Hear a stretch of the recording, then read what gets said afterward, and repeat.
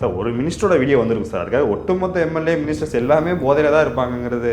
ஜாபர் சாதிக்கு மாட்டின ஒன்று திமுக அரசே போதை அரசுன்னு பேசுனீங்களே, இந்த வாய் தானே அன்னைக்கு இது நல்ல வாயோ? நான் ஜாபர் சாதிக்க ஒரு 2 வருஷத்துக்கு முன்னாலே டெல்லியில் மாட்டினா போதையில் ட்ரக்ஸ் கேஸ். அவனை ரிலீஸ் பண்ணி விட்டு அவனை வாட்ச் பண்ணாமல் ஃபாலோ பண்ணாமல் அவனை பிடிச்சிட்டு வந்து திமுகவில் சேர்த்து விட்டவனே பிஜேபி.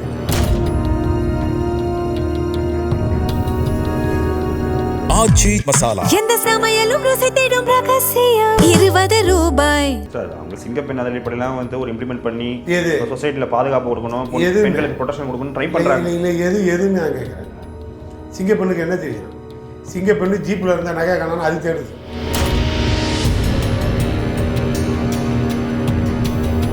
ஆட்சியை காப்பாற்றிக்கிற வேலையை மட்டும்தான் முதலமைச்சர் பண்ணுறாரு. வேறு எந்த வேலையும் ஆகாது. கடைசி வரைக்கும் இப்படி தான் ஓடும். அடுத்து அதுக்கு எங்கள் கூட்டத்தில் இருந்த தியாகிகள்லாம் அங்கே போயிட்டாங்க. தியாகிகள் கூடாரம் கிடையாது, அது இனிமேல் திருட்டு கூடாரம்.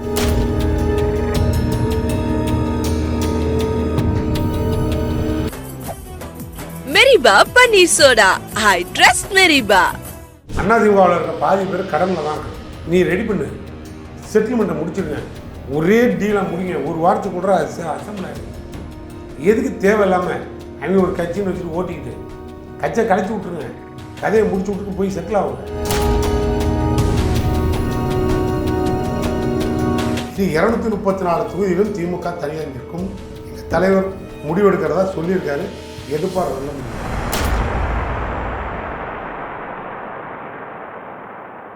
ரெஃப்ளெக்ட் நேயர்களுக்கு வணக்கம். நான் உங்கள் கமல். இன்று நம்முடன் சமகால அரசியல் பேச இருப்பவர் திமுக வழக்கறிஞர் சூர்யா வெற்றிக்கொண்டான் அவர்கள். வணக்கம் சார்.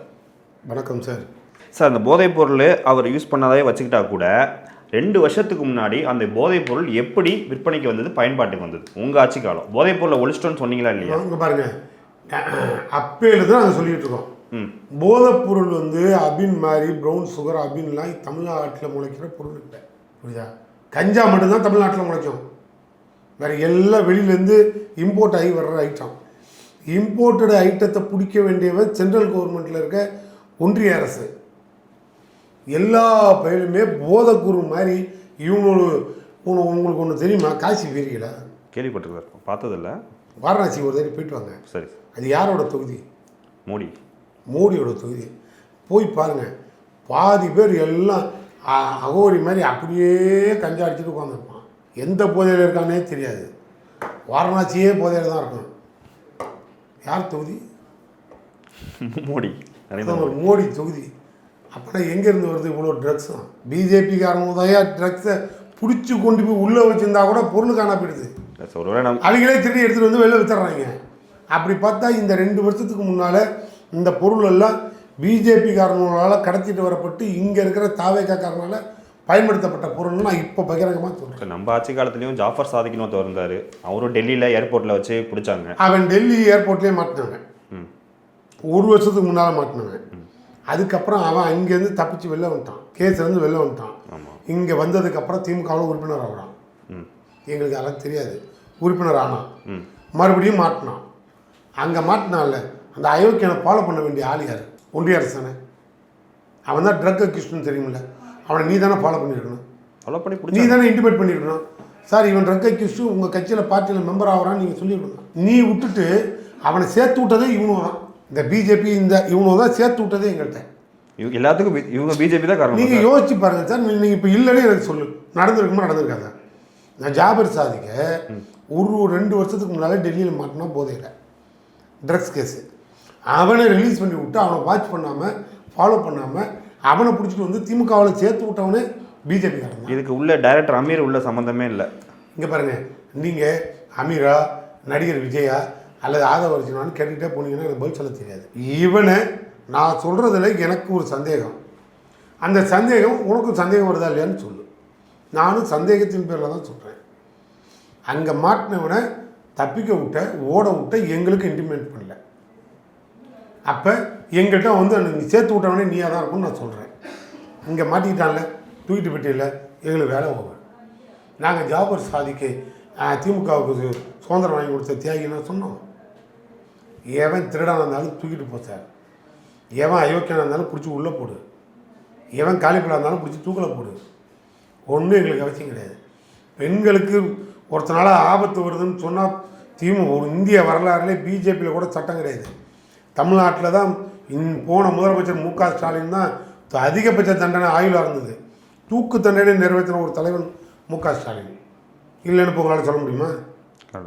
நாங்கள் தான் நிறைவேற்றணும். இப்போ நாங்கள் நிறைவேற்றி வச்சுருக்க சட்டத்தில் தாவேக்காரன் தான் தொங்குவான் போல இருக்குது. நாங்கள் தான் தூக்கு தண்டனை நிறைவேற்றி வச்சோம். இப்போ தூக்கு ஏறின தொங்குறவங்களாம் தாவேக்காரனாக தான் இருக்கும். இப்போ வரிசையாக போகிறாங்க. காஞ்ச மாடு கம்பில் மேய்ஞ்ச மாதிரி கருமாதி கட்டி விட்டானவங்க போட்டிருக்கு. ஆட்சிக்கு வந்ததுலேருந்து ஏட்டையாவை எஸ்கார்டு வச்சுட்டு கற்பழிப்பாங்க போல இருக்குது. சார் அவங்க சிங்கப்பெண் அடிப்படையெல்லாம் வந்து ஒரு இம்ப்ளிமெண்ட் பண்ணி எது சொசைட்டியில் பாதுகாப்பு கொடுக்கணும், பெண்களுக்கு ப்ரொடெக்ஷன் கொடுக்கணும் ட்ரை பண்ணுறாங்க. இல்லை எதுன்னு நான் கேட்குறேன். சிங்கப்பெண்ணுக்கு என்ன தெரியும்? சிங்கப்பெண்ணு ஜீப்பில் இருந்தால் நகையை காணான்னு அது தேடுது. அது நகையை காணான்னு தேடுது. அது எந்த பொண்ணுகிட்ட போய் பாதுகாப்பு கொடுக்குறது? அதுக்கு ஏதாவது ஒரு அதிகாரம் இருக்கா? நான் பலமுறை சொல்லிட்டேன். ஐயா, பெண்களுக்கு பாதுகாப்புனா யோக்கியமான தலைவர் தான் சட்டத்தில் தான் மாற்றம் கொண்டு வரணும்.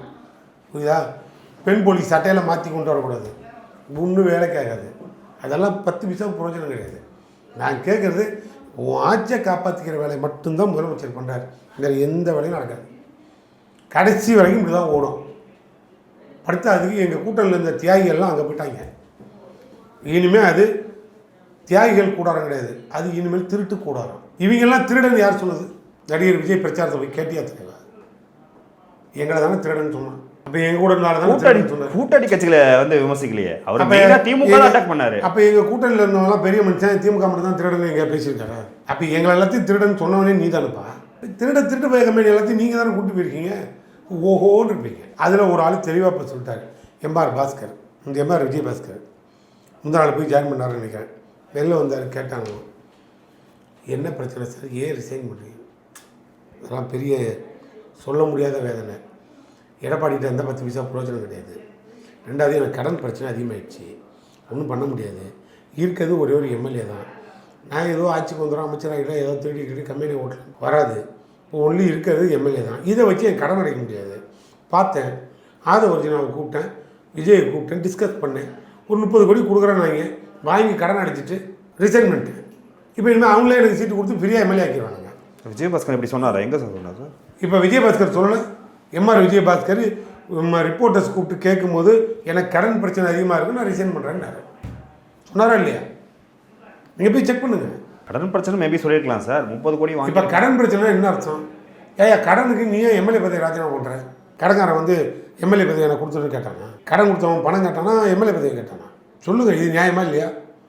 அப்போ நீ எம்எல்ஏ கடன் அதிகமாகிடுச்சு, எம்எல்ஏ பதவி ராஜினாமா பண்ணுறேன்னு சொன்னால் அப்போ உங்கள் கடனெல்லாம் செட்டில் பண்ணுறதுக்கு விஜய் ரெடி. இப்போ நான் என்ன தெரியுமா கேட்குறேன், அதிமுகவில் இருக்க பாதி பேர் கடனில் தான் இருக்கான். நீ ரெடி பண்ணு, செட்டில்மெண்ட்டை முடிச்சிருங்க, ஒரே டீலாக முடிங்க, ஒரு வாரத்துக்கு கூட அசம்பிள் ஆகிடுங்க.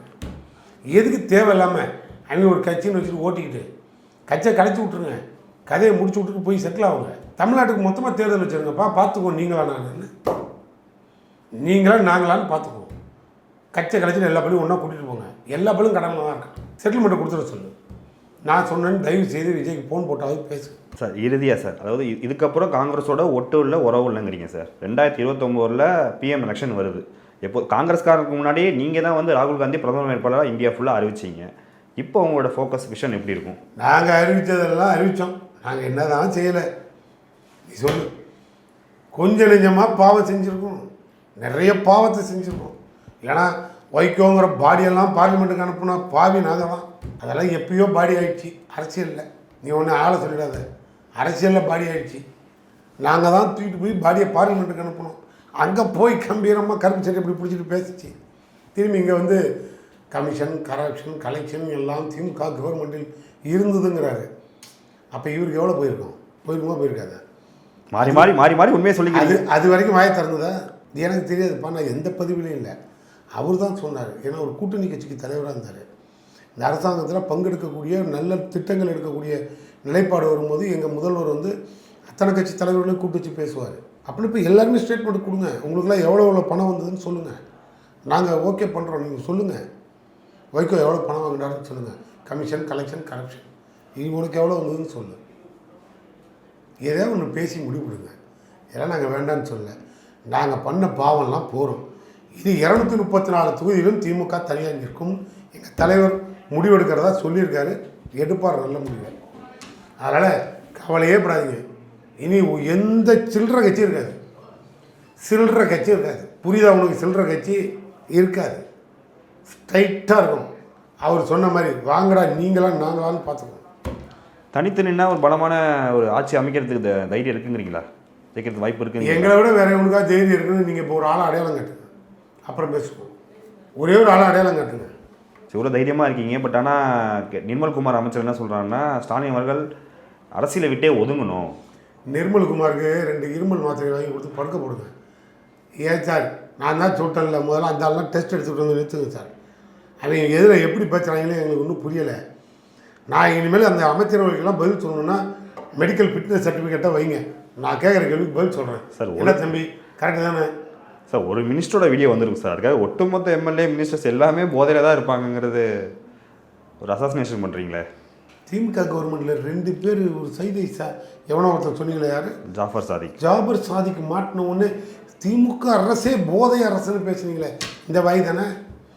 அன்னைக்கு இது நல்ல வாயோ, இன்னைக்கு எப்படி சார் ஒரு அமைச்சர்? ஒட்டுமொத்த மந்திரி சபையும் இப்படி தான் இருக்குது. நான் சொல்கிறேன்ல, எல்லா பேரும் போதை கொடுதான், மாற்றுக்கிறதுக்கே வேலை இல்லை. இவங்கெல்லாம் ரசிகர் மன்றத்தில் சர்வீஸ் பண்ணுவீங்க, புரியுதா? கட்ட வீட்டுக்கு பால் ஊற்றின கம்பெனி, பெத்த தாய்க்கும் கட்டின பொண்டாட்டிக்கும் பால் டாயில் ஊற்றின குரூப்பு, இதுதான் அவங்களோட மந்திரி சபை. பாதி பேர் பிளாக் டிக்கெட்டு விற்றவன், கூட்டணிலேருந்து போனவன் பிளாக்மெயில் பண்ணி மந்திரி பதவி ஆனவன். எங்கேருந்து இந்த தமிழ்நாடு உருப்படும்? உருப்படவே உருப்படாது. நாங்கள் இதுக்கு வரைக்கும் கேட்ட கேள்விக்கு தக் லைஃபோட ஆன்சர் அளித்தவங்களுக்கு மிக்க நன்றி சார். நன்றி சார். நன்றி. ஆச்சி மசாலா. எந்த சமையலும் ருசி தேடும் ரகசியம் ₹20. மெரிபா பன்னீர் சோடா. I trust மெரிபா.